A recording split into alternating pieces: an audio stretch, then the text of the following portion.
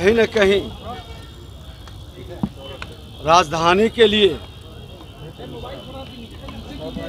शासन प्रशासन के लिए बहुत गंभीर घटना है और इस घटना पर सरकार पूरी गंभीरता से त्वरित गति से कार्रवाई करेगी। सर भाजपा के कार्यकर्ता थे, वो पार्टी के मेंबर थे आप भाजपा के। अपराधियों बख्शे नहीं जाएंगे। अपराधी का पहचान भी हो चुका है और सरकार पूरी तरह से, मुख्यमंत्री जी स्वयं इसको संज्ञान में ले रहे हैं और परिवार के लोग जो बताए कि जो पुलिस के लोग, प्रशासन के लोग विलम्ब से आए या घटना की जानकारी के अभाव में इनकी सुस्ती और लापरवाही दिखाई पड़ी है, ऐसे लोग बख्शे नहीं जाएंगे।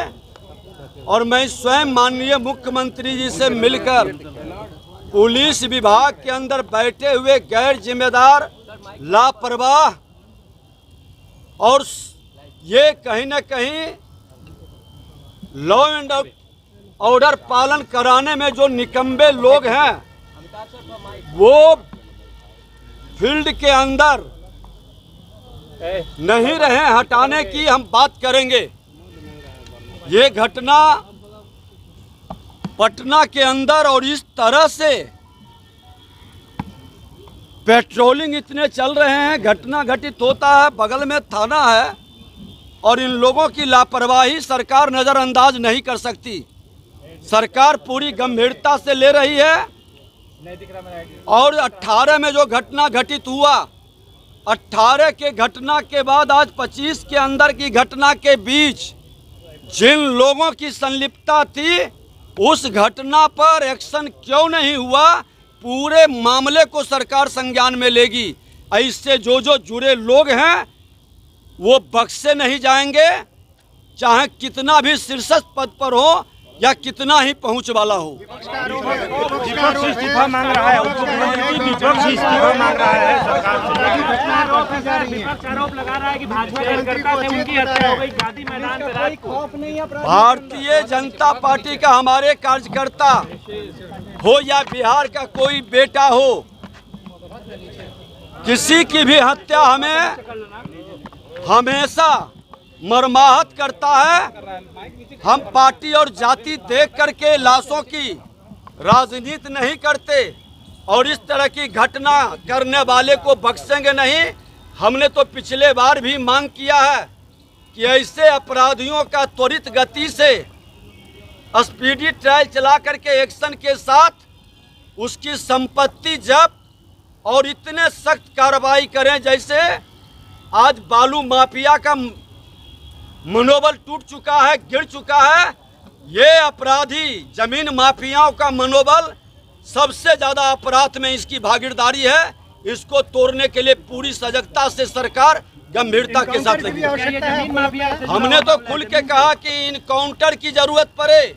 आज मुजफ्फरपुर के अंदर आपने देखा कि बलात्कारी लोग कह रहे थे कि नेपाल भाग गया और जब हमने वहां खुद बैठ करके 2-2 बुलडोजर उसके होटल और घर पर लगाया, आधा घंटा में बलात्कारी आत्मसमर्पण करता है। तो ऐसे भ्रष्ट निकम्बे पुलिस के लोग थाने में बैठे हैं, जिसके मन के अंदर अपराधियों से शोषण और दोहन करने की मानसिकता सरकार स्वीकारेगी नहीं। खुल करके इसके विरुद्ध एक्शन लेगा। जब अपराध निश्चित तौर पर जितनी बड़ी कार्रवाई और जांच की जरूरत पड़ेगी वो होगा। बुलडोजर एक्शन होगा, इनकाउंटर की जरूरत पड़े, बुलडोजर की जरूरत पड़े या उसके संपत्ति जब्त करने की जरूरत पड़े, सरकार पीछे नहीं हटेगी।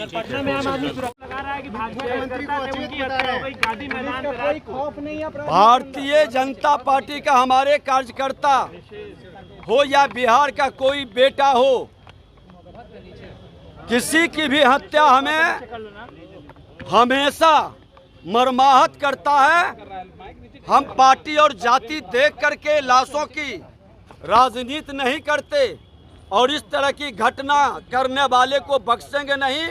हमने तो पिछले बार भी मांग किया है कि ऐसे अपराधियों का त्वरित गति से स्पीडी ट्रायल चला करके एक्शन के साथ उसकी संपत्ति जब्त और इतने सख्त कार्रवाई करें जैसे आज बालू माफिया का मनोबल टूट चुका है, गिर चुका है।